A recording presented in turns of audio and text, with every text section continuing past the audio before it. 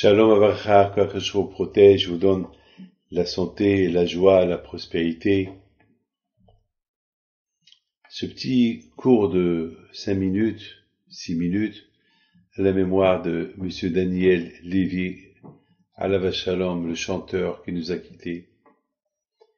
Pendant un mois, j'ai parlé beaucoup avec lui, avec sa femme, et malheureusement, il avait un grand espoir de vivre, et il a fait une grande échouva, et malheureusement, il nous a quittés.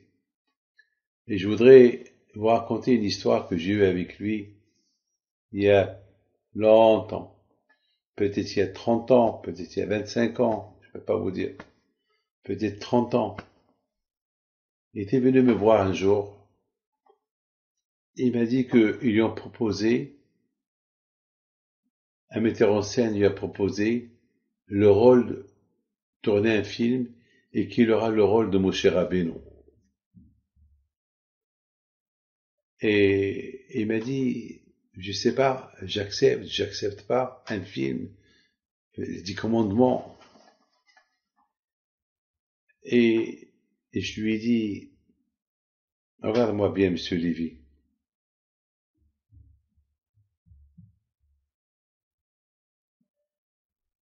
Tu penses que tu es mon cher Rabbeinu? Il m'a dit non. Tu sais que dans les 10 commandements, c'est écrit de ne pas toucher les femmes et tout. Et dans ce film-là, vous allez avoir un rôle de mon cher Rabbeinu. Il y a Tzipora, sa femme. Donc, il va avoir aussi Tzipora dans le film. Il me dit oui. Et cette Tzipora, c'est la vraie Tzipora? Il m'a dit bien sûr que non. Donc vous allez la toucher. Est-ce que mon cher Rabbeinu, il touche d'autres femmes? Hazvé Shalom? Il me dit non. Je dis alors comment tu peux penser que tu es mon cher Rabbeinu alors que tu es Daniel Lévy? C'est vrai, mon cher Rabbeinu, c'était un Lévy. Mais vous savez c'est que mon cher Rabbeinu? Vous savez c'est quoi les 10 commandements? Qui es-tu pour imaginer une chose pareille sur ta personnalité que toi tu peux même imiter et tourner un film sur mon cher Rabbeinu que des millions de personnes veulent le voir et dans leur tête ils vont penser Daniel Lévy c'est mon cher Rabbeinu. Daniel Lévy qui touche Tzipora, qui touche d'autres femmes. Il me regarde et me dit Rabbi David merci. C'est tout ce que j'avais besoin d'entendre. Ça c'est ce qu'on appelle Emunat Hachamim. Il n'a pas fait ce film. Ça c'est la grandeur de à 100% dans l'autre monde, parce qu'il y avait beaucoup d'argent à gagner. Dans l'autre monde, ils vont beaucoup prendre en considération ce geste qu'il a fait, parce que peut-être ce film-là, il pouvait le rendre 10 fois plus célèbre ce qu'il était, et qu'il pouvait avoir encore d'autres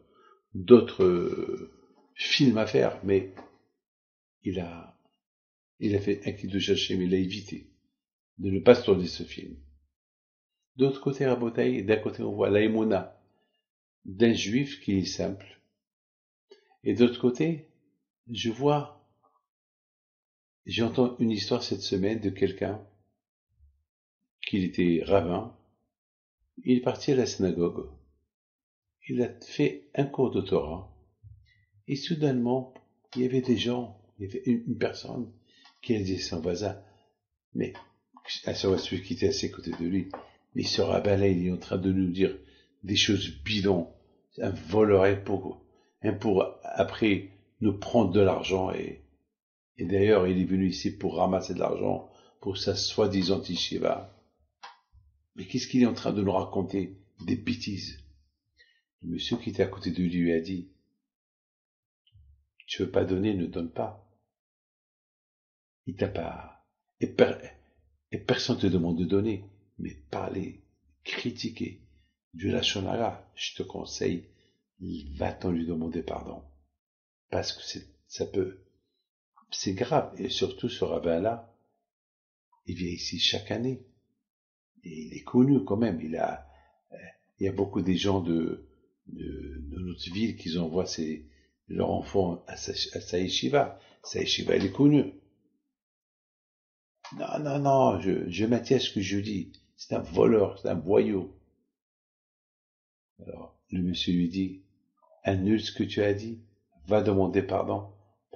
Moi, je suis pas avec toi. Moi, je demande pardon à Hachem que je t'ai écouté parler. Tu mets ta vie en danger. Ce monsieur-là, il m'a raconté l'histoire. Il m'a dit, Rabbi David, une fois qu'on a terminé la prière, je redemande encore. Le rabbin, il voyage demain matin, dimanche matin. Il retourne en Israël. Va lui demander pardon. J'ai pas à lui demander pardon. C'est un voleur. Mais voleur. À qui il a volé? Finalement, on lui a pas ramassé de l'argent. Oui, mais il va aller chez eux. Il va aller chez qui? Finalement, il a fait avec un cours de Torah, et il n'a pas ramassé de l'argent. Donc, tu as parlé que de lachon hara. Et le Beth Amikdash a été détruit à cause de lachon hara. Arrête. Ah non, je ne demande pas pardon. Je change pas mon avis. Et ce qu'il a dit, la Torah, c'est, alors tu attaques la Torah. Tu attaques la Torah. Tu attaques les rabbins, tu attaques la Torah. Tu attaques le bon Dieu. Alors qu'est-ce que tu fais à la synagogue? Allez, toi et tes bêtises. Il est parti. Malheureusement. Ce monsieur-là, il a une grave maladie. Vous allez jamais croire ce que je vais vous dire. Ce mec qui est décédé, ce rabbin était retourné, il était de passage dans cette ville, il est parti à l'enterrement.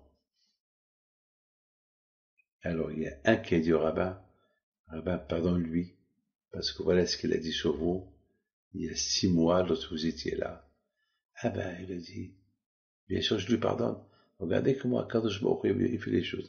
Ah, maintenant, on m'a posé la question. Il m'a dit, est-ce que c'est une coïncidence que le jour qu'il est mort, ce monsieur, le rabbin était dans la ville? J'ai dit non.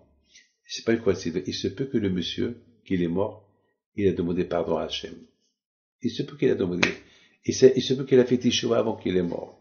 Alors pour que cette teshuva, elle soit bien, Hachem, il a fait ce que ce rabbin-là, il soit présent à son enterrement, et que le monsieur qu'il a entendu le monsieur parler, il lui a dit pardonne-lui.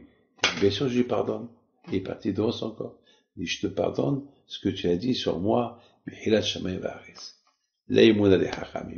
le bon Dieu protège à mes 400.